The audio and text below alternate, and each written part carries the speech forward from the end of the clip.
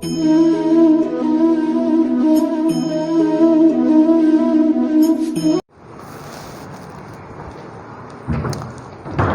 Students, કેમ છો બધા? મજામાં? લાસ્ટ સેશન આપણો ખૂબ જ અગત્યનો સેશન હતો. એમાં મુક્ત પતન કરતા પદાર્થ માટેની આપણે ગતિ વિશે ચર્ચા કરી, દિશા વિશે ચર્ચા કરી. દિશા ફરીથી એકવાર યાદ કરી દો, કારણ કે આજે અગત્યનો સેશન છે. મુક્ત પતન હજી વધારે ડિટેલમાં ડિસ્કશન કરવું છે. બીજી વસ્તુ કે જ્યારે આપણે મુક્ત પતન ગતિની ચર્ચા કરીએ છીએ ત્યારે હવાના જે અવરોધક બળો છે એ એકેય આપણે કન્સિડર કરવાના નથી. માત્ર ને માત્ર પૃથ્વીનું જે ગુરુત્વાકર્ષી બળ છે એને લીધે જે પ્રવેગ ઉત્પન્ન થાય છે એ પ્રવેગ એટલે કે જી, સ્મોલ જી, એની ડિસ્કશન કરી છે. કેપિટલ જી નો મતલબ પણ જુદો છે. ગુરુત્વાકર્ષી સાર્વત્રિક અચળાંક બધી ચર્ચા કરવાની છે. ઓકે, એ કરશું, એ આવશે 8મા ચેપ્ટરમાં. પણ આજના સેશનમાં જે આપણી ચર્ચા છે એકવાર એના માટે હું ફરીથી તમને એકવાર સંજ્ઞા પદ્ધતિ યાદ દેવરે તો તમે જ્યાંથી થ્રો કરો છો ત્યાંથી જો ઉપર તરફ જો બધું જશે તો સ્થાનાંતર ધન, અને જે દિશામાં સ્થાનાંતર એ દિશામાં વેગ. પણ પ્રવેગ કઈ બાજુ હોય તો કે પ્રવેગ હોય નીચે બાજુ સાહેબ. રેડી? એટલે પ્રવેગ નીચે તરફ હશે એટલે પ્રવેગ તમારે ઋણ લેવો પડશે. ત્યાંથી મૂકશો નીચે તરફ જશે, સ્થાનાંતર નીચે તરફ થશે, વેગ નીચે તરફ હશે, પ્રવેગ પણ કઈ બાજુ હશે? નીચે તરફ હશે. રેડી? તો એ જે નીચે તરફની છે એના માટે બધું ઋણ લેવાનું છે. ઉપર તરફ જે પણ રાશિ હશે એ બધી તમારે ધન લેવાની થશે. આ આપણે ચર્ચા કરી ગયા છીએ. ઓકે, ચાલો. તો હવે આજના સેશનમાં જે આપણી જે ડિસ્કશન છે એ ડિસ્કશનનો જે મહત્વનો આપણો જે મુદ્દો છે એ મુદ્દો આપણે શરૂ કરવા જઈ રહ્યા છીએ. ચાલો જોજો બરોબર રીતે. અને એના જે ફોર્મ્યુલા આવશે એ ફોર્મ્યુલા તમારે પરફેક્ટ યાદ રાખવાના છે કે જેથી તમે ઇઝી વેથી ઝડપથી તમે તમારા જે માર્ક્સ છે એ તમે તમારા માર્ક્સ મેળવી શકો અને ડાયરેક્ટ તમે આન્સર આપી શકો કે આનો આન્સર શું થશે. રેડી? ચાલો જોજો બરોબર રીતે.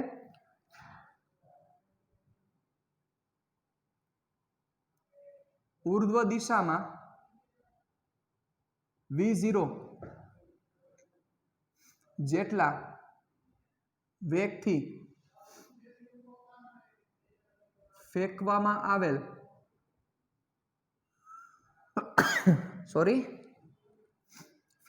આવેલ દડાએ પ્રાપ્ત કરેલ મહત્તમ ઊંચાઈ અને મહત્તમ ઊંચાઈ પ્રાપ્ત કરવા માટે લાગતો સમય અને કુલ ઉડ્ડયન સમય.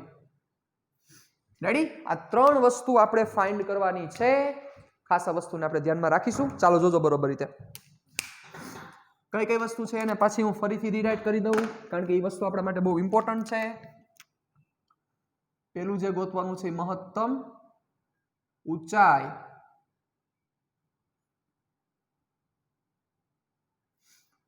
પછીનું જે છે એ મહત્તમ ઊંચાઈ પ્રાપ્ત કરવા માટે લાગતો સમય. રીરાઇટ એટલે કરું છું કારણ કે આ તમને લાઈટ થવી જોઈએ. અને કુલ ઉડ્ડયન સમય. રેડી? ચલો, આ આપણો એમ છે કે જેની આપણે ચર્ચા કરવાના છીએ. ચાલો જોજો શું કહેવા માંગે છે. તો કે ઉર્ધ્વ દિશામાં એટલે ઉપરની તરફ v0 જેટલા વેગથી એક પદાર્થને મુક ફેંકવામાં આવે છે તો એ પદાર્થ મહત્તમ કેટલી ઊંચાઈ પ્રાપ્ત કરશે? ચાલો જોજો બરોબર રીતે. બહુ સિમ્પલ એનું વર્કિંગ છે અને બહુ સિમ્પલ ડિસ્કશન છે. ચાલો, આ એક અહીંયા વ્યક્તિ રહેલો છે કે જે વ્યક્તિ જે બોલ છે, આ બોલ એના હાથમાં એક બોલ છે. આ બોલને ઉપર તરફ કેટલા વેગથી ઘા કરે છે? v0 જેટલા વેગથી ઘા કરે છે. હવે જેવા બોલને ઉપર તરફ ઘા કરશે પ્રવેગ કઈ બાજુ છે તો કે નીચે તરફ છે. એટલે વેગ એનો ઉપર તરફ છે, પણ પ્રવેગ નીચે તરફ છે. તો ઈ પ્રવેગ શું કરશે વિચારો? યસ, વેગની વિરુદ્ધ દિશામાં પ્રવેગ છે તો ઈ પ્રવેગ વેગના મૂલ્યમાં ઘટાડો કરશે એટલે તમને ખબર છે શું થશે? આ પદાર્થ જેમ ઉપર જતો જશે એમ એનો વેગ ઘટતો જશે, ઘટતો જશે, ઘટતો જશે, ઘટતો જશે, ઘટતો જશે. સમજો છો હું તમને શું કહેવા માંગુ છું? વ્યવસ્થિત સમજાય છે? અહીંથી આ v0 જેટલા વેગથી ઘા કર્યો હોય એટલે સપોઝ અહીંયા 20 મીટર પર સેકન્ડ છે તો થોડોક ઉપર જાય તો પાછો 20 નો હોય, નકર તો પાછો જ ન આવે. બોલ, સમજો છો? પાછો આવે છે. પાછો આવે છે એનો મતલબ શું છે? શું થાય પાછો આવે છે એનો મતલબ?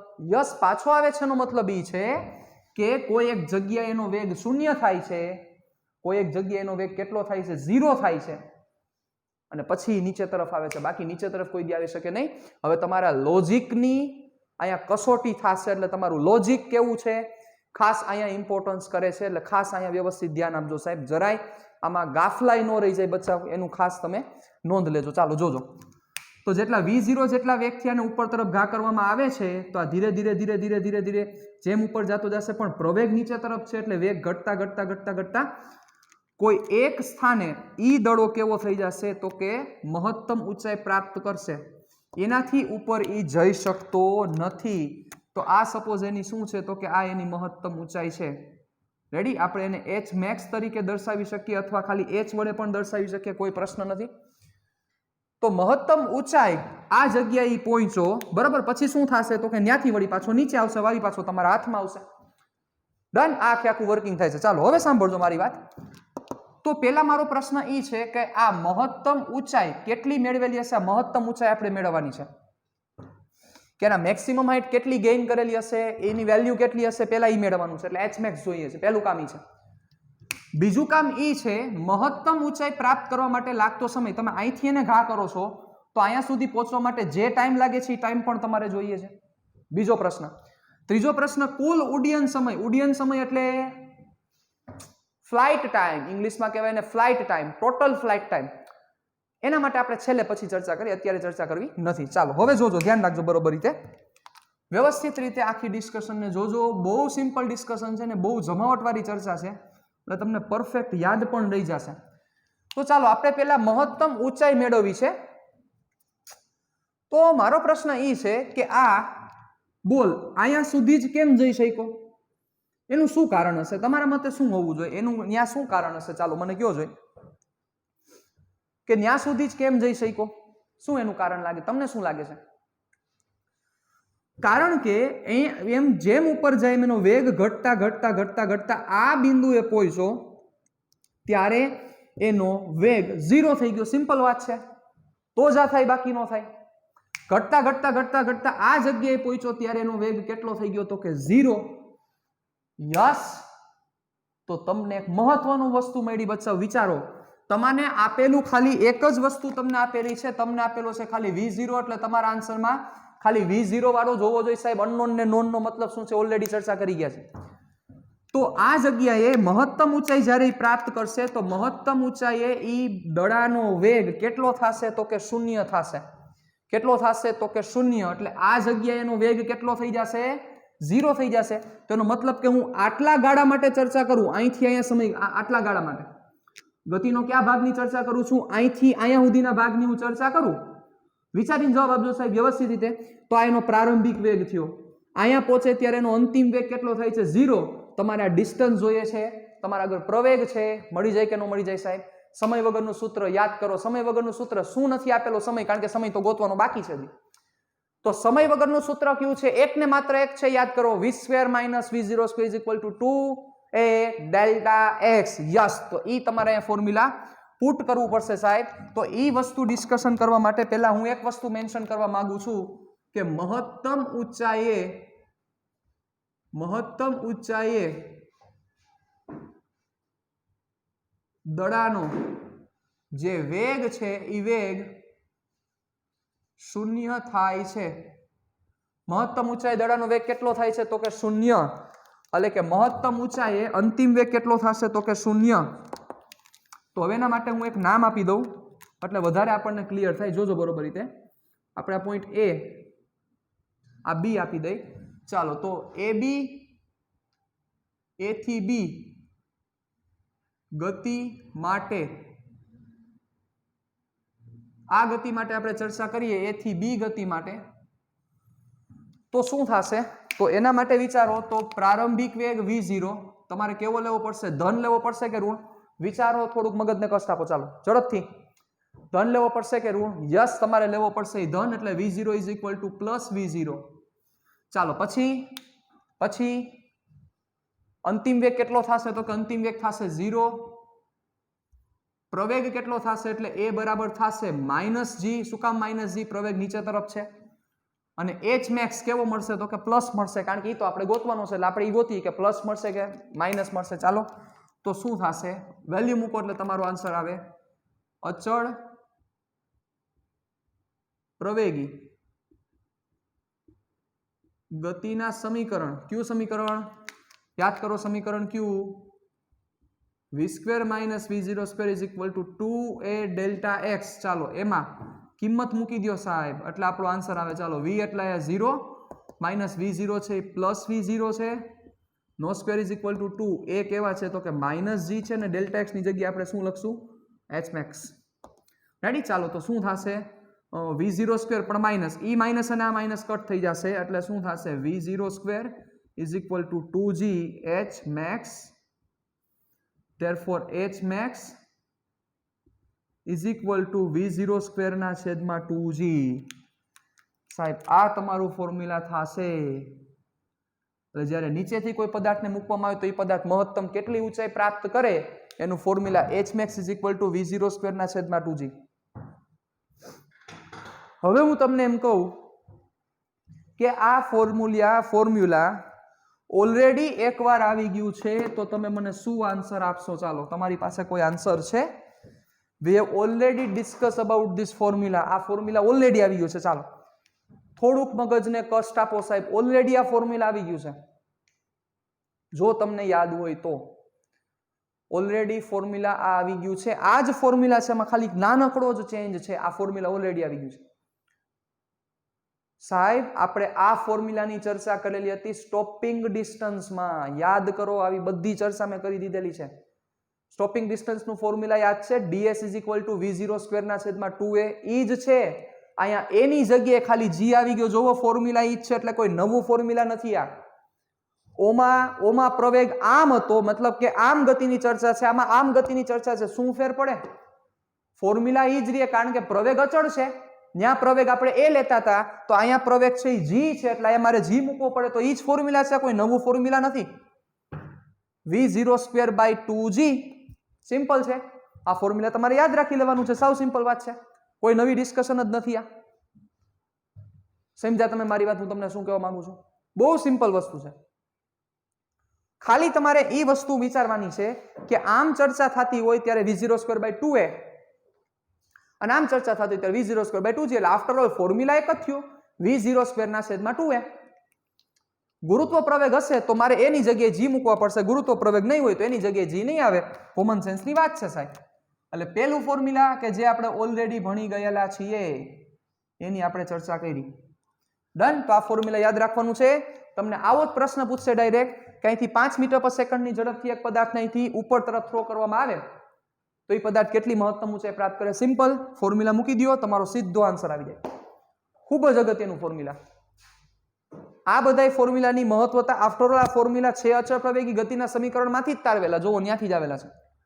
પણ આ બધા ફોર્મ્યુલાની મહત્વતા એટલે વધારે છે કારણ કે તમારે જો આ ફોર્મ્યુલા યાદ હોય અને સાથે એની કન્ડિશન સાથે યાદ હોય તો તમે ડાયરેક્ટ આમાં વેલ્યુ મૂકો, તમને ડાયરેક્ટ આન્સર મળી જાય. એટલે ખાસ આ બધા ફોર્મ્યુલા તમારે પરફેક્ટ રેડી કરવા પડશે. બીજી વસ્તુ, આ ધોરણ 10 નથી, એટલે તમારે ડે ટુ ડે નું વર્ક કરવું પડશે. બાકી ફિઝિક્સમાં તમારા દાંડિયા ઉડી જશે સાહેબ. પરફેક્ટ હિંમત રાખીને તમારે વર્ક કરવાનું થશે. ચાલો જોજો. હવે બીજો કામ શું છે? તો કે આ ઊંચાઈ પ્રાપ્ત કરવા માટે લાગતો સમય. યસ, એટલે a થી b જવા માટે લાગતો સમય કેટલો થશે?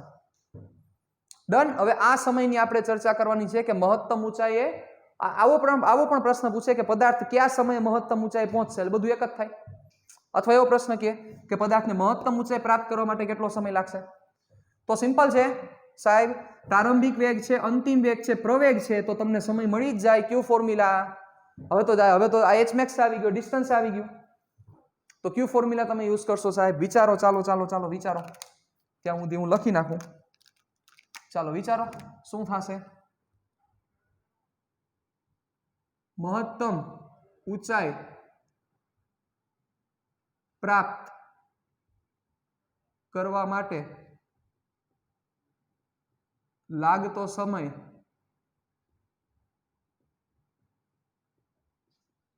ટીએમ હોય તો આપણે એ સમયને ટીએમ વડે રિપ્રેઝન્ટ કરીએ છીએ તો શું થશે? ચાલો, લાગતો સમય ટીએમ હોય તો ગતિ કઈ ચર્ચા કરો છો? ગતિ એ થી બી ગતિ માટે તો સિમ્પલ, પ્રારંભિક વેગ પ્લસ v0, અંતિમ વેગ 0, પ્રવેગ is equal to minus g. આવું વારંવાર એટલે લખું છું તમને પરફેક્ટ આવડી જાય એના માટે. ચાલો, અચળ પ્રવેગી ગતિના સમીકરણ. ચાલો, અચળ પ્રવેગી ગતિના સમીકરણ. જો આનું એક જે સૂત્ર આવશે એ પણ સૂત્ર તમારા માટે ખૂબ જ ઇમ્પોર્ટન્ટ છે. આજનો સેશન તો આખો બહુ જ ઇમ્પોર્ટન્ટ છે સાહેબ. પ્રારંભિક વેગ 0 એટલે 0 મૂકી દો, આ પ્લસ v0, આ a ની કિંમત માઇનસ g અને t ની જગ્યાએ શું મૂકીએ છીએ આપણે? tm. રેડી? ચાલો, સામે જવા દો. g tm is equal to v0, therefore tm is equal to v0 ના છેદમાં g. ખૂબ જ અગત્યનું સૂત્ર છે બચ્ચા. tm is equal to v0 ના છેદમાં g. tm is equal to v0 ના છેદમાં g. આટલો સમય એને ઉપર પહોંચવા માટે લાગશે. આનો મતલબ એવો થાય tm v0 ના છેદમાં g આટલો સમય એને ઉપર પહોંચવા માટે લાગશે. સમજો, બહુ સિમ્પલ વસ્તુ છે અને બહુ સમજવા જેવી ડિસ્કશન છે. ક્લિયર? ડન? તો આ ફોર્મ્યુલા તમારે યાદ રાખવાનું થશે વ્યવસ્થિત રીતે. ચાલો, હવેનો જે પ્રશ્ન છે એ પ્રશ્ન તો પ્યોર, જેને આપણે કહી શકીએ કે પ્યોર લોજિકની જ ચર્ચા છે. કુલ ઉડ્ડયન સમય એટલે કે બીજા શબ્દોમાં આપણે ટોટલ ફ્લાઇટ ટાઈમ એવો શબ્દ આપણે વાપરીએ તો હવે ઈ આપણે ફાઇન્ડ કરવાનું થશે. તો કેવી રીતે ફાઇન્ડ કરશું? ચાલો વિચારો. હવે સમજો, આપણે અહીંયા વિચારીએ કુલ ઉડ્ડયન સમય એટલે શું થાય? તમે અહીંથી ઘા કરો છો તો ઘા થઈને પેલા મહત્તમ હાઈટે પહોંચશે, ત્યાંથી વળી પાછો તમારા હાથમાં આવે એટલે કુલ ઉડ્ડયન સમયનો મતલબ શું થાય? અહીંથી આને હું થ્રો કરું તો થ્રો કર્યા ત્યારથી પાછી આ માર્કર મારા હાથમાં આવે એ સમય ટોટલ, એને કુલ ઉડ્ડયન સમય કહેવાય સાહેબ. આને કુલ ઉડ્ડયન સમય કહેવાશે. સમજ્યા હું તમને શું કહેવા માંગુ છું? અહીંથી તમે ઘા કર્યો, અહીંથી તમે ઘા કરો તો અંતર કાપે, વળી પાછી ઈ જ હાઈટ ઉપર પાછી હાથમાં આવે તો એના માટે જે સમય લાગે એ સમયને કુલ ઉડ્ડયન સમય કહેવાય. એટલે તમે ઘા કર્યો છે ત્યારથી તમારા હાથમાં પાછી આવે ઈ કુલ સમય છે ને કુલ ઉડ્ડયન સમય કહેવાશે. તો હવે મારો પ્રશ્ન ઈ છે, મને વિચારીને જવાબ દેજો, સમજજો બરોબર રીતે. સપોઝ એ પોઈન્ટ થી બી પોઈન્ટ સુધી જવા માટે જે લાગતો સમય છે એ 3 સેકન્ડ છે માની લ્યો. એ થી બી એટલે કે આ પોઈન્ટેથી મહત્તમ ઊંચાઈ જવા માટે લાગતો સમય 3 સેકન્ડ છે. તો પ્રશ્ન મારો એ છે કે બી થી એ સુધી પહોંચવા માટે લાગતો સમય કેટલો થાય? બી થી એ પહોંચવા માટે લાગતો સમય કેટલો થાય? કારણ કે કુલ ઉડ્ડયન સમયમાં શું થશે? એ થી બી અને બી થી એ પહોંચવા માટે લાગતો સમય. યસ ઓર નો? હા કે ના? તો એ થી બી પહોંચવા માટે લાગતો સમય મળી ગયો છે v0 ના છેદમાં g. બરાબર ને? તો હવે તમારે ખાલી કયો સમય ગોતવાનો છે? બી થી એ પહોંચવા માટે લાગતો સમય કેટલો થશે? બી થી એ પહોંચવા માટે લાગતો સમય કેટલો થાય? તમારે ખાલી માત્ર ને માત્ર ઈ વસ્તુ મેળવવાની છે. તમે શું મેળવી શકશો? વિચારો જોઈ. હવે કઈ ડિસ્કશન છે? હવે બી થી એ મને ખબર જ છે, પણ આપણે એક વસ્તુ બહુ મહત્વની છે અહીંયા પ્રૂવ કરવી છે. જી અહીંયા હું રિપ્રેઝન્ટ કરી દઉં છું. જી આઈ નીચે તરફ છે. હવે ચર્ચા ક્યાંથી ક્યાં સુધીની છે? હવે જે ચર્ચા છે એને દડાનો કલર ફેરવી નાખું છું. યસ, હવે બી થી એ સુધીની ચર્ચા છે. બી થી એ તો એવું ન કહેતા સર આટલી આઈટમ મગજ હાલવાની વાત છે. આ એચ મેક્સ આટલો આખો થશે. ચાલો, તો હવે બી થી એ અહીંયા સુધી પહોંચવાની વાત છે. અથવા આપણે એક કામ કરીએ, તમને પ્રશ્ન ન થાય એના કારણોસર હું આટલો એચ મેક્સ દેખાડી દઉં. બરોબર? ચાલો, તો બી થી એ પહોંચવાની વાત છે. તો હવે જે ગતિનો જે ગાળો છે એ ક્યાંથી ક્યાં સુધીનો છે? બી થી એ સુધીનો ગતિનો ગાળો છે. કારણ કે ટોટલ સમય શું થશે? ટોટલ ફ્લાઇટ ટાઈમ tm એટલે a થી b પ્લસ b થી a. તો હવે બી થી એ જવા માટે કેટલો સમય લાગશે? અહીંથી અહીંયા આવવા માટે લાગતો સમય કોમન સેન્સની વાત છે. જો સ્ટુડન્ટ્સ ઓલરેડી ખબર પડી ગઈ હોય, સમજી ગયા હોય, તો એ મને જવાબ એવો દઈ દે કે સર એ થી બી જવા માટે લાગતો સમય જેટલો હોય એટલો જ બી થી એ સુધી પહોંચવા માટે લાગતો સમય થાય સાહેબ. જો એ થી બી સુધી પહોંચવા માટે 3 સેકન્ડ લાગતી હોય તો બી થી એ પહોંચવા માટે બીજી 3 સેકન્ડ જ જાય સાહેબ. ટોટલ 6 સેકન્ડ થાય. તેમ છતાં હું તમને પ્રૂવ કરતો. ચાલો બી થી એ, તો બી થી એ પોર્શનમાં ચલો આ જે ટોપમોસ્ટ પોઈન્ટ છે, આ ટોપમોસ્ટ પોઈન્ટે વેગ કેટલો હતો તો કે 0 હતો. હા કે ના? ટોપમોસ્ટ પોઈન્ટે વેગ કેટલો હતો? 0 હતો. બરોબર. હવે શું ટોપમોસ્ટ પોઈન્ટ ઉપર પ્રવેગ 0 થાય? થોડું વિચારો જોઈએ, કલ્પના કરો જોઈએ, મગજને થોડું કષ્ટ આપો જોઈએ. ટોપમોસ્ટ પોઈન્ટ ઉપર શું પ્રવેગ 0 થશે? યસ. તો મોટાભાગના સ્ટુડન્ટ્સ એવો જવાબ દેશે કે સર હા ટોપમોસ્ટ પોઈન્ટ ઉપર પ્રવેગ 0 થાય. મારો જવાબ છે ના, નો થાય પ્રવેગ 0. કારણ કે મગજ આંકો, જો આ પોઈન્ટે પ્રવેગ 0 થાય મતલબ તમે એવું કહો છો કે આ પોઈન્ટે પૃથ્વી એને ખેંચવાનું બંધ કરી દે. પૃથ્વી ખેંચવાનું બંધ કરી દે તો આ પોઈન્ટ હવે નીચે શેનું આવે? આ બોલ અહીંયાથી નીચે કેમ પહોંચે છે સાહેબ? આ જે પ્રવેગ છે એ દરેક પોઈન્ટ પાસે પ્રવેગ પ્રેઝન્ટ જ હોય. તો અહીંયા સ્થિર થયો છે, તો એ એક એવી પરિસ્થિતિ ઊભી થઈ છે એના કારણોસર અહીંયા સ્થિર થયો છે સાહેબ. મતલબ ઈ ક્ષણ માટે કે જે ટોપમોસ્ટ પોઈન્ટે પહોંચે, હાઈટ મેક્સિમમ હાઈટે પહોંચે, ઈ ક્ષણ માટે એનો વેગ શૂન્ય થશે. ખાસ મારી વાત સાંભળજો, ઈ ક્ષણ માટે એનો વેગ શૂન્ય થશે, પણ ઈ જગ્યાએ પ્રવેગ ક્યારેય શૂન્ય હોય નહીં, વેગ શૂન્ય થશે. કારણ કે પ્રવેગનો મતલબ શું છે તો કે વેગમાં થતો ફેરફારનો દર. વેગમાં થતા ફેરફારનો દર. સિમ્પલ છે. અહીંયા પ્રવેગ 0 થાય એનો મતલબ તમે એવું કહો છો, તમે એમ કહો કે અહીંયા પ્રવેગ 0 થાય એનો મતલબ એવું કહો છો કે અહીંયા પૃથ્વીએ ખેંચવાનું બંધ કરી દીધું, કામ પૂરું. નહીં, એવું નથી. પૃથ્વીએ ખેંચવાનું બંધ નથી કર્યું સાહેબ. કારણ કે જો પૃથ્વી ખેંચવાનું બંધ કરી દે અહીંયા તો એનો મતલબ શું થાય કે પ્રવેગ વયો ગયો. પ્રવેગ વયો ગયો તો આ ભાઈ સીધો નીચે શેનો આવે? આવે જ નહીં. મતલબ આ જગ્યાએ વેગ 0 થશે પણ પ્રવેગ કોઈ દી 0 હોય નહીં. તો ચાલો હવે એ થી બી ગાળા માટે આપણે ચર્ચા કરી. એ થી બી ગાળા માટે ત્યારે પ્રારંભિક વેગ તમારો v0 હતો કારણ કે એ થી બી જવાનું હતું. હવે મારે બી થી એ ચર્ચા કરવાની છે તો પ્રારંભિક વેગ મારે કયો લેવો પડશે? સમજો, બી થી એ ગાળા માટે પ્રારંભિક વેગ જે બી પોઈન્ટ ઉપરનો જે હોય એ પ્રારંભિક વેગ થાય. ખાસ આ વસ્તુને મગજમાં ક્લિયર કરીને રાખજો. એટલે બી થી એ ગાળા માટે, બી થી એ ડિસ્કશન માટે પ્રારંભિક વેગ કયો થશે? પ્રારંભિક વેગ કયો થાય વિચારો જોઈ. તમે એ થી બી ચર્ચા કરતા હોય તો પ્રારંભિક વેગ એ પોઈન્ટ પાસે હોય પ્રારંભિક વેગ થાય. બી થી એ ચર્ચા કરો છો તો જે બી પોઈન્ટ પાસે છે એ પ્રારંભિક વેગ થશે. તો બી પોઈન્ટ પાસે પ્રારંભિક વેગ કેટલો છે? 0. કામ પૂરું.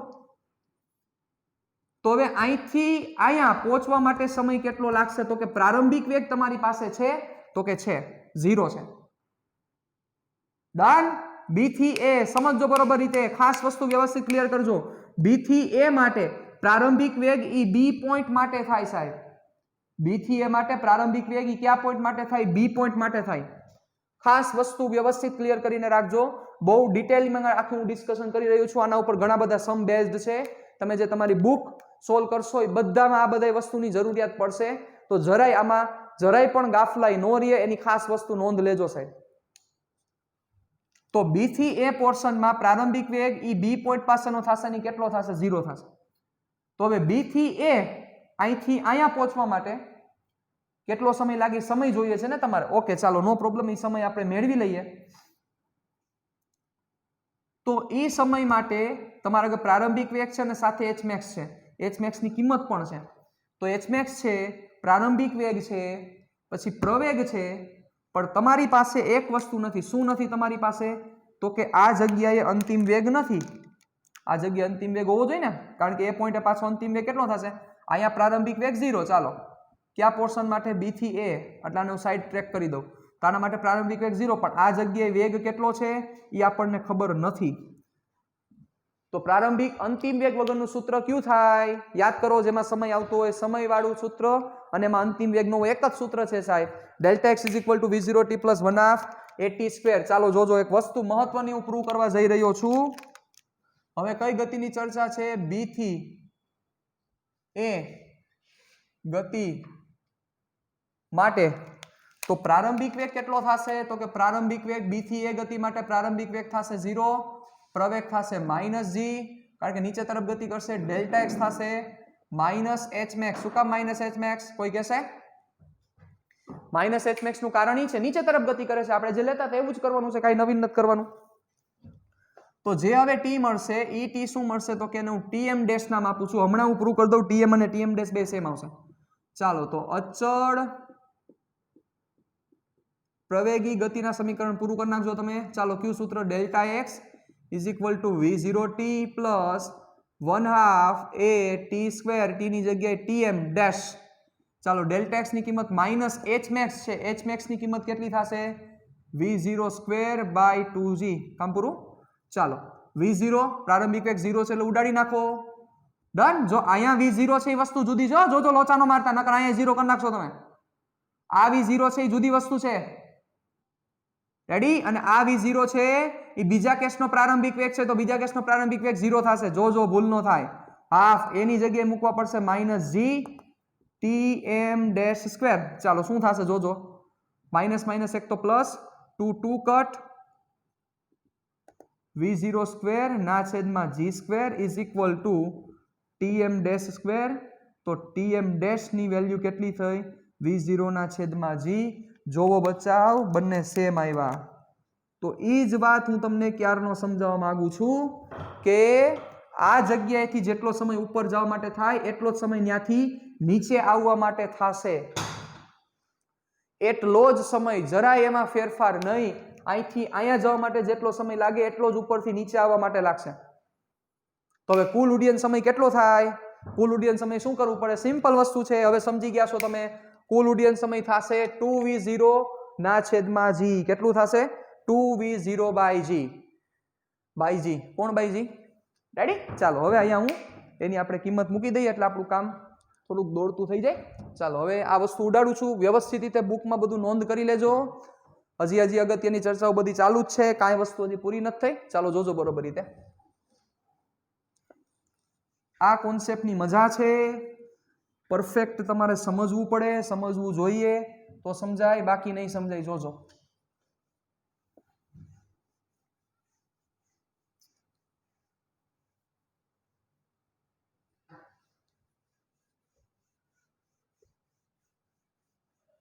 જે બે સૂત્રની રિક્વાયરમેન્ટ છે એ હું સૂત્ર લખી નાખું છું, પછી આપણે કુલ ઉડ્ડયન સમય ગોતી લઈએ.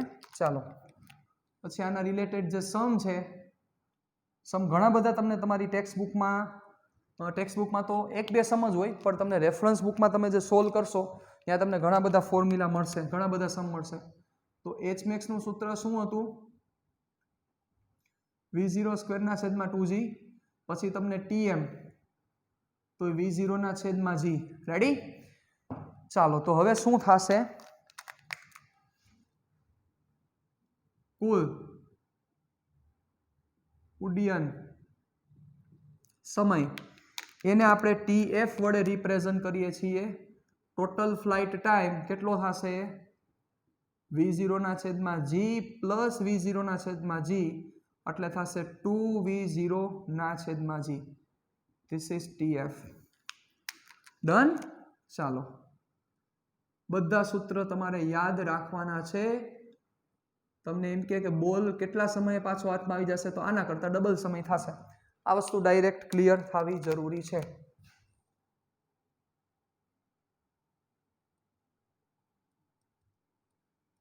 ચાલો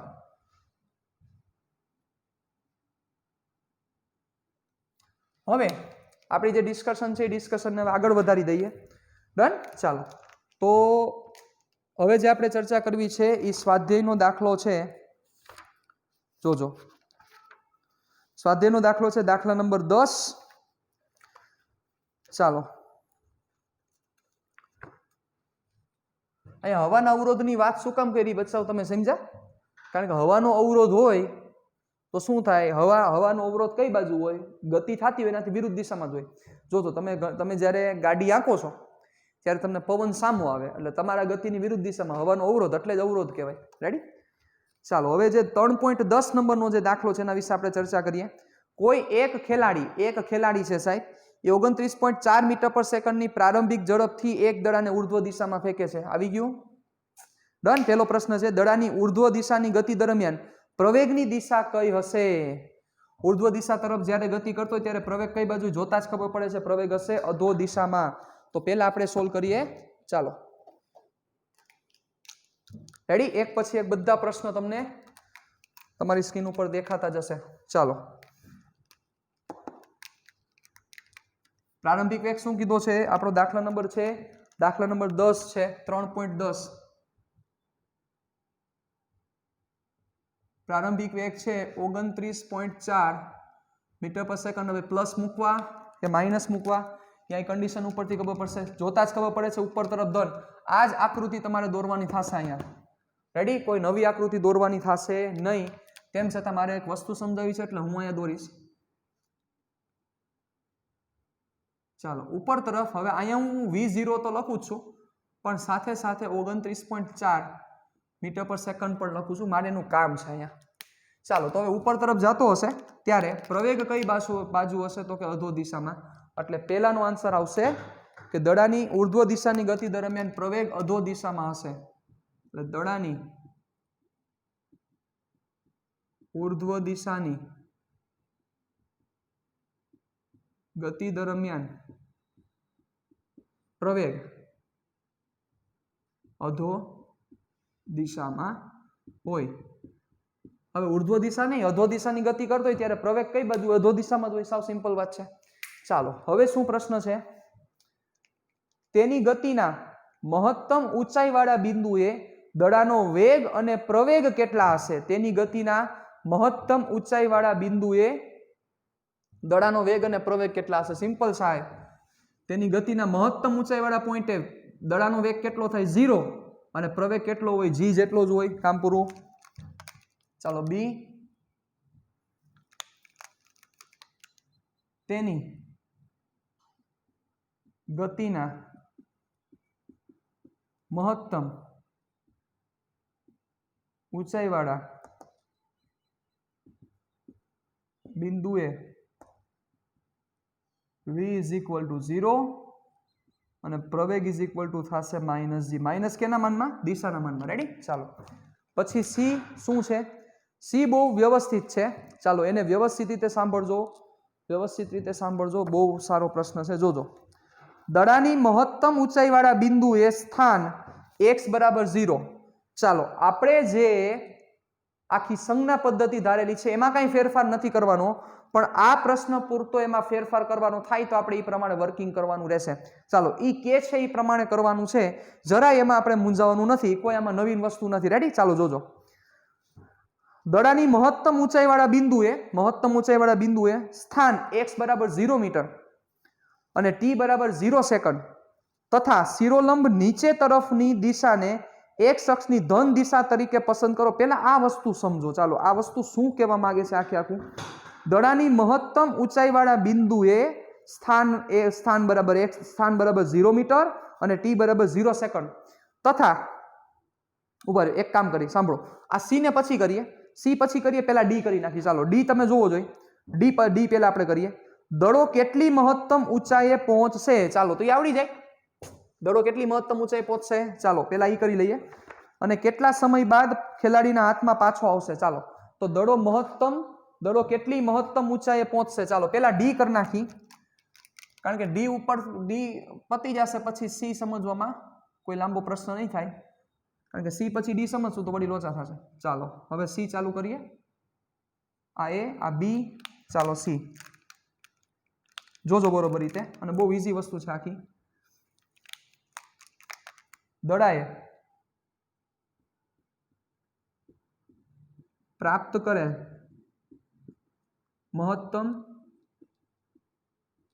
ઊંચાઈ, ચાલો ફોર્મ્યુલા આમ જ પડેલું છે, જો આ ફોર્મ્યુલા યાદ હોય તો કામ લાગે. v0² 2g. ચાલો, વેલ્યુ મૂકો એટલે આપણો આન્સર આવી જાય. ચાલો, બધા પાસે કેલ્શિયમ હોવું જરૂરી છે.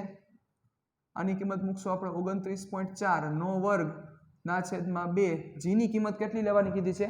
લખેલું જ છે 9.8. રેડી? અને હવાનો અવરોધ અવગણો એટલે 9.8. હવે આમાં કરીને તમારે કેલ્ક્યુલેશન કરીને આન્સર લઈ આવવાનો થશે. રેડી? આમાં કોઈ નવીન વસ્તુ નથી. કેલ્ક્યુલેશન કરી નાખો.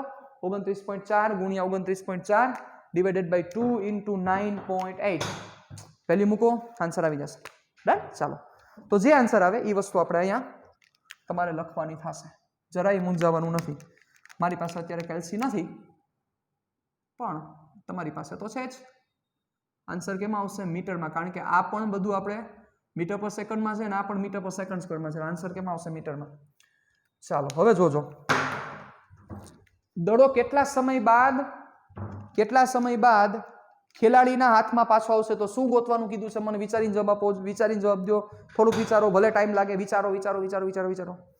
દડો કેટલા સમય બાદ ખેલાડીના હાથમાં પાછો ફરશે? આવો પ્રશ્ન કીધેલો છે સાહેબ. તો લાઈટ થવી જોઈએ, તમને પૂછેલો છે કુલ ઉડ્ડયન સમય. રેડી? ચાલો,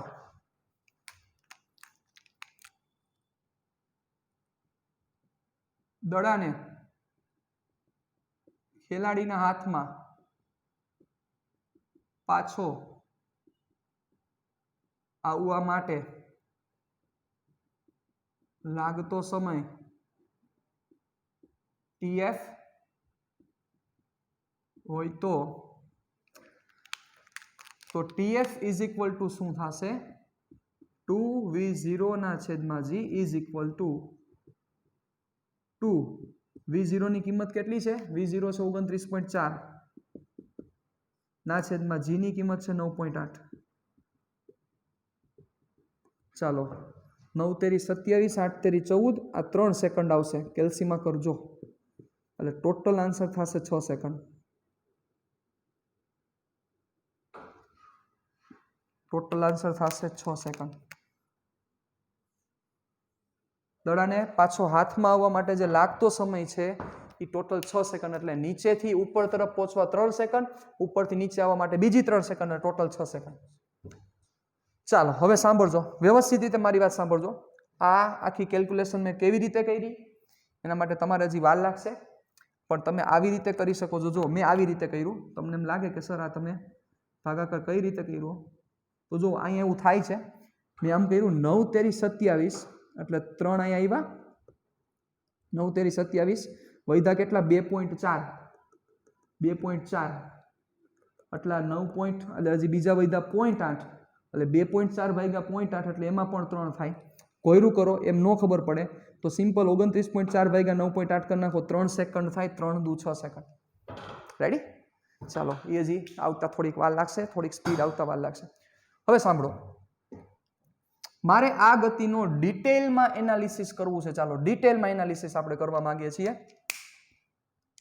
તો હવે હું શું કરું છું જોજો, હવે ઓલી બધી વસ્તુ હું ઉડાડી નાખું છું. રેડી? ચાલો, ડિટેલમાં ડિસ્કશન કરવી છે. બહુ અગત્યની બધી આ ચર્ચા ચાલી રહી છે. હવેના બધા સેશન ખૂબ જ ઇમ્પોર્ટન્ટ છે. તમે એક જ સિટિંગે આખો તમારે વિડીયો જોવો પડશે તો જ સમજાશે. વચ્ચેથી મૂક્યા તો મયરા તો કાંઈ ભેગું થશે નહીં. ચલો, 6 સેકન્ડે પાછો આવ્યો તો એનું વર્કિંગ કેવી રીતે થયું હશે? મારા મગજમાં થોડો પ્રશ્ન એ છે અને એ પ્રશ્ન મારે તમારી સામે ક્લિયર કરવો છે. મારે તમને એવા રેડી કરી દેવા છે કે તમે ડાયરેક્ટ આન્સર દેવા જોઈએ કે સર આ જ આવે, આના સિવાય કાંઈ ન આવે. ચાલો, હવે એક વસ્તુ એના માટે આપણે સમજવી પડશે. જોજો, અહીંયા ધ્યાન રાખજો. આપણે એનું વર્કિંગ જ જોવા જઈ રહ્યા છીએ કે હાઉ ઇટ વર્ક્સ. આ એક જે ઓલો માણસ હતો એના હાથમાં બોલ છે, એને આપણે 29.4 મીટર પર સેકન્ડની ઝડપથી ઘા કર્યો છે. હવે સાંભળો, 29.4 મીટર પર સેકન્ડની ઝડપથી તમે એને ઘા કર્યો છે.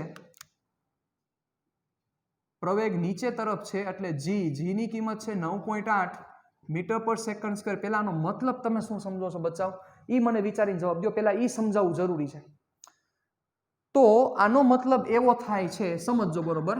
જોજો, વેગ ઉપરની તરફ છે અને પ્રવેગ નીચેની તરફ છે, પણ આનો મતલબ એવો થાય 9.8 મીટર પર સેકન્ડ ના છેદમાં સેકન્ડ. કારણ કે પ્રવેગ એટલે બચ્ચા ડેલ્ટા વી ના છેદમાં ડેલ્ટા ટી. તો આના ઉપરથી આનો મતલબ શું થાય? દર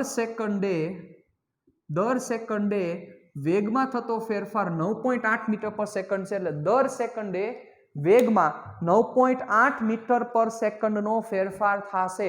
સાંભળજો મારી વાત, વ્યવસ્થિત રીતે સાંભળજો.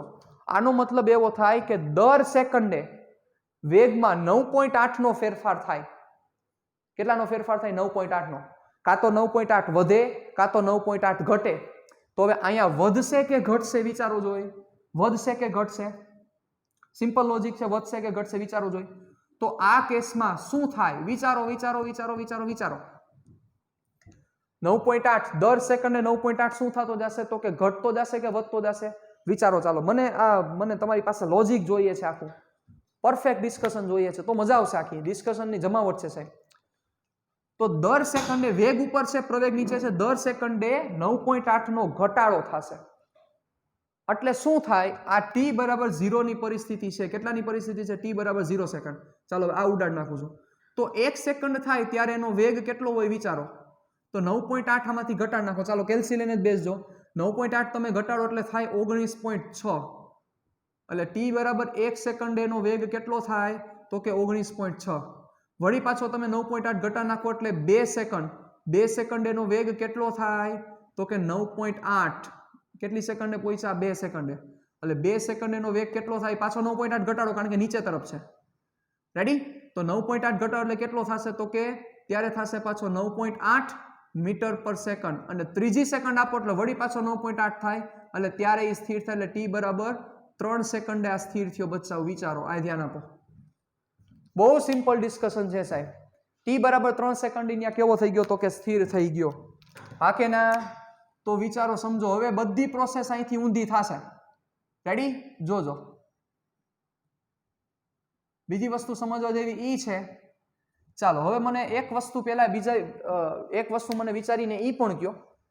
ચાલો પહેલા આપણે આ સમજી લઈએ, 6 સેકન્ડ સમજી લઈએ, પછી મારે જે એક વસ્તુ કેવી છે એ આપણે વિચારીએ. જો ધ્યાન દેજો.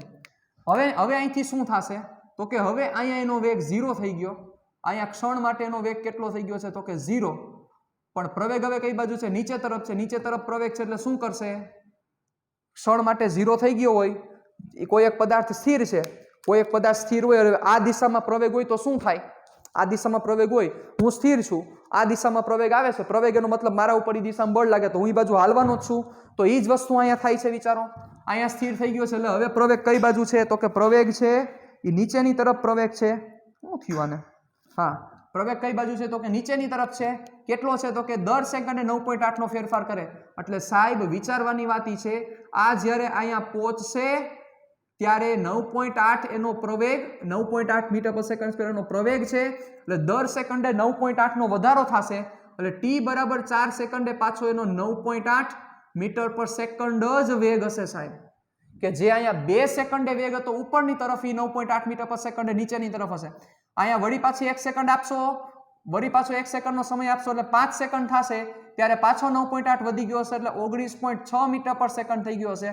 વળી પાછી 1 સેકન્ડ આપો એટલે 6 સેકન્ડે વળી પાછો 9.8 વધારી દો એટલે 19.4 મીટર પર સેકન્ડ થાય. તો વિચારો, એ જ 29.4 થી તમે ઘા કર્યો તો એ જ 29.4 થી વળી પાછો તમારી પાસે આવશે, પણ દિશા ઓપોઝિટ થઈ જશે સાહેબ. સમજા? આખું લોજિક ક્લિયર થયું? કેમ વર્કિંગ થાય છે આખે આખું? આનો મતલબ એવો છે કે તમે જે તાકાતથી આને ઉપરની તરફ થ્રો કરો છો, જે તાકાતથી તમે ઉપરની તરફ એને વેગ આપો છો, આ વેગ તમે સપોઝ આને 30 મીટર પર સેકન્ડ થી આપેલો છે, 30 મીટર પર સેકન્ડ થી તમે ઉપર તરફ આપેલો હોય તો અહીંથી તમે 30 મીટર પર સેકન્ડ આપો છો, ઘટતા ઘટતા ઘટતા ઘટતા 0 થાય. વળી પાછો તમારો હાથ એટલી જ ઊંચાઈ છે તો વળી પાછો તમારા હાથમાં આવે ત્યારે એનો વેગ પાછો 30 જ હોય. પણ એ 30 કઈ બાજુ હોય? નીચેની તરફ હોય, જે સ્ટાર્ટિંગમાં વેગ ઉપરની તરફ હતો. સમજા? સમજો છો? આ રીતે આખે આખું વર્કિંગ થાય છે. એટલે અહીંથી તમે એને થ્રો કર્યો હોય, અહીંથી તમે એને થ્રો કરો તો મહત્તમ ઊંચાઈનો વેગ કેટલો થઈ જાય? 0 થઈ જાય. તો હવે એ જ જગ્યાએથી તમે પાછો એને મૂકો તો એ જ્યારે નીચે પહોંચે ત્યારે એનો વેગ કેટલો થાય? જે વેગથી તમે એને ઘા કર્યો એટલા જ વેગથી પાછો નીચે આવે. Condition apply. એક ને એક માત્ર કન્ડિશન છે, હવાનો અવરોધ હોવો જોઈએ નહીં. હવાનો અવરોધ તમારે અવગણવાનો છે. આ વસ્તુ સમજો. બહુ સિમ્પલ વસ્તુ છે અને બહુ પરફેક્ટ લોજિક છે આની પાછળના બધા. તો મજા આવશે, તમે એને સમજી શકશો કે આ શું કહેવા માંગે છે. રેડી? એટલે આ બીજા શબ્દોમાં શું કહી શકાય? બીજા શબ્દોમાં તમે આમ પણ કહી શકો. જોજો, બરોબર ધ્યાન રાખજો. જોજો, અહીંયા એક વ્યક્તિ છે, આ વ્યક્તિ અહીંયા ઊભો છે. મને ખબર છે સી બાકી છે, સી ની ચર્ચા કરીએ પછી. ચલો, અહીંથી આ વ્યક્તિએ 30 મીટર પર સેકન્ડ થી આને ઉપરની તરફ ઘા કર્યો.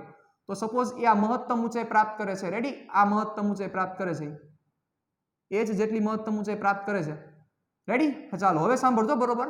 તો એવડી જ ઊંચાઈની એક બિલ્ડિંગ છે, એ બિલ્ડિંગ ઉપરથી, એવડી જ ઊંચાઈની એક બિલ્ડિંગ છે, એ બિલ્ડિંગ ઉપરથી એક વ્યક્તિ એ પદાર્થને મૂકે છે. મૂકે છે એટલે ખાલી ત્યાંથી મુક્ત પતનનો મતલબ અહીંથી સીધો મૂકી દે છે. બરોબર, એટલે અહીંયા પહોંચ્યો ત્યારે એનો વેગ 0 થયો. એ એટલી જ હાઈટ ઉપરથી એક પદાર્થને મૂકે છે તો એ પદાર્થ જ્યારે નીચે પહોંચે ને ત્યારે એનો વેગ કેટલો હોય? 30 મીટર પર સેકન્ડ જ હોય. પણ એ કઈ બાજુ હોય? તો કે નીચેની તરફ હોય સાહેબ. કઈ બાજુ હશે? નીચેની તરફ હશે. બહુ સિમ્પલ વસ્તુ છે, બહુ સિમ્પલ લોજિક છે. એટલે તમે એવું કહી શકો કે જ્યારે ઉપરની તરફ જાય છે ત્યારે વેગનું મૂલ્ય ઘટતા ઘટતા ઘટતા ઘટતા 0 થાય છે, પછી વધતા વધતા વધતા વધતા મેક્સિમમ થાય છે. હું મૂલ્ય બોલ્યો છું. એટલે ઉપર તરફની દિશાને જો તમે ધન લ્યો છો તો એનો મતલબ શું થાય કે જ્યારે તમે પહેલા થ્રો કરો છો ત્યારે વેગ મેક્સિમમ છે ધન દિશામાં, ઘટતા ઘટતા ઘટતા ઘટતા અહીંયા 0 થાય છે, પછી ઋણ દિશામાં વધતા વધતા વધતા પાછો કેવો થાય છે? મેક્સિમમ થઈ જાય છે. આ વસ્તુ જોવા મળે છે. એટલે આનો ગ્રાફ જો ડ્રો કરવામાં આવે, ઉર્ધ્વ દિશામાં ગતિ કરતા પદાર્થ માટે v વર્સિસ t નો આલેખ. કેવી દિશામાં? ઉર્ધ્વ દિશામાં ગતિ કરતા પદાર્થ માટે v વર્સિસ t નો આલેખ કરવામાં આવે તો આ એનો હાઈએસ્ટ વેલોસિટી છે 29.4, આ એની લોએસ્ટ પણ કેટલી છે? 29.4. પણ કઈ બાજુ છે? ઓપોઝિટ ડિરેક્શનમાં છે. તો શું થાય? ઘટતા ઘટતા ઘટતા 0, પછી વધતા વધતા મેક્સિમમ. પણ કઈ બાજુ મેક્સિમમ? Negative maximum. એટલે ગ્રાફ આવો થાય સાહેબ. આ સીધો આનો ગ્રાફ આવેલો જાય. બહુ સિમ્પલ વસ્તુ છે આ. તમારી સાથે સાથે આના એમસીક્યુઝ પણ થઈ રહ્યા જ છે. એવું ન વિચારતા કે એમસીક્યુ નથી ચાલતા. એમસીક્યુ ચાલે જ છે. બધી વસ્તુ આવી હાલે છે. પણ મહાન હંમેશા કોન્સેપ્ટ છે. કોન્સેપ્ટ તમને ક્લિયર હોવા જોઈએ. કોન્સેપ્ટ પરફેક્ટ ક્લિયર હશે તો ક્યાંય ઇશ્યુ નહીં થાય. જરાય મૂંઝાતા નહીં સાહેબ. ડન? ચાલો, તો આ વસ્તુ થોડીક સમજવી.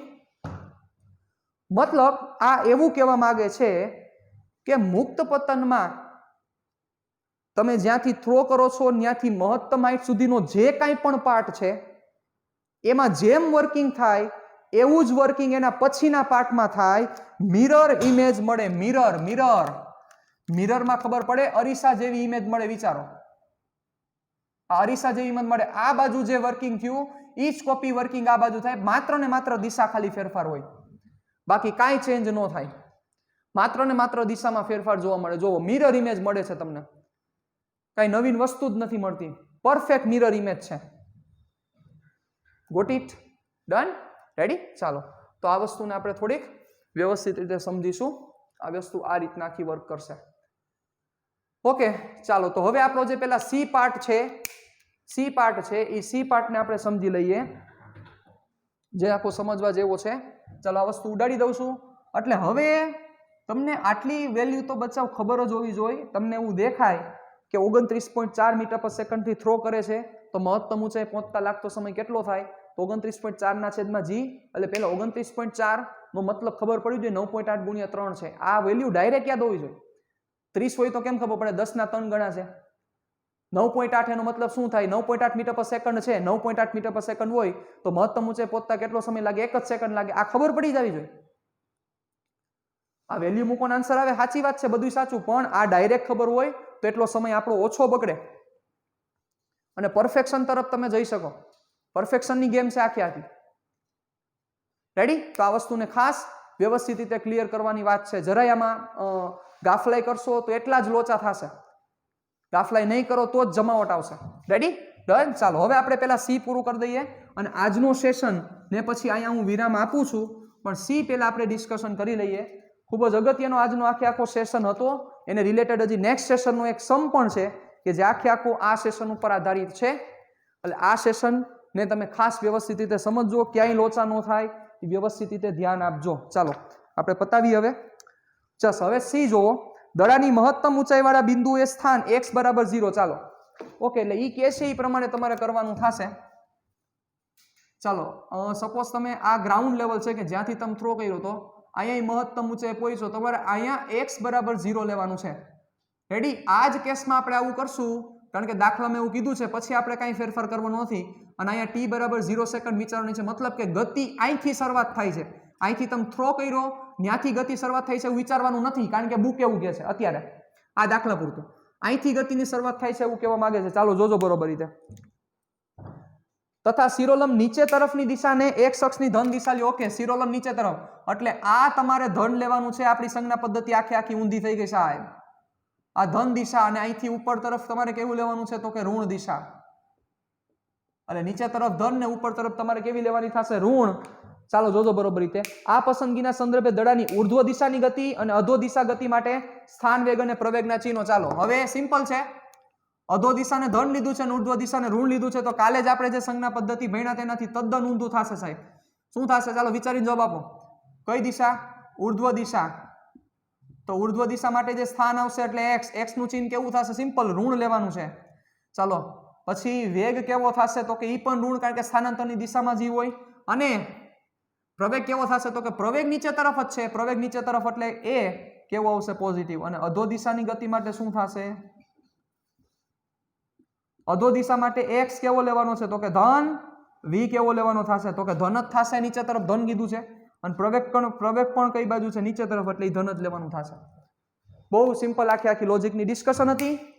એટલે આ વસ્તુને ક્યાંય ભૂલચૂક ન થાય, વ્યવસ્થિત રીતે આખું ધ્યાન દેવું પડશે. લોચા ન મારતા સાહેબ. રેડી? ડન. ચાલો હવે જો તમે ફ્રી હોય, જો કે નવરી બજાર જ છો, કાંઈ કામ ધંધા નથી, મને પણ ખ્યાલ છે. જો તમે ફ્રી હોય તો 3.4 ઉદાહરણ છે, એ ઉદાહરણ જોજો. બહુ સારું ઉદાહરણ છે અને બહુ સમજવા જેવું આખું ઉદાહરણ છે. એના વિશે પણ આપણે ચર્ચા કરવાની છે. ઓલરેડી આપણે 3.5 ઉદાહરણ નંબર પૂરું કરી ગયા છીએ. 3.7 તો ક્યારનું પતી ગયું છે. રેડી? નેક્સ્ટ સેશનમાં મળશું ત્યારે આપણે આ 3.4 પૂરું કરવું છે. પછી ગેલેલિયના એકી અંકના નિયમની ચર્ચા કરશું, પ્રતિક્રિયા સમયની ચર્ચા કરશું, બીજા ઘણા બધા સમની ચર્ચા કરશું. મળીએ નેક્સ્ટ સેશનમાં. ટાટા બાય બાય, સિયા, ફિર મિલેંગે ચલતે ચલતે.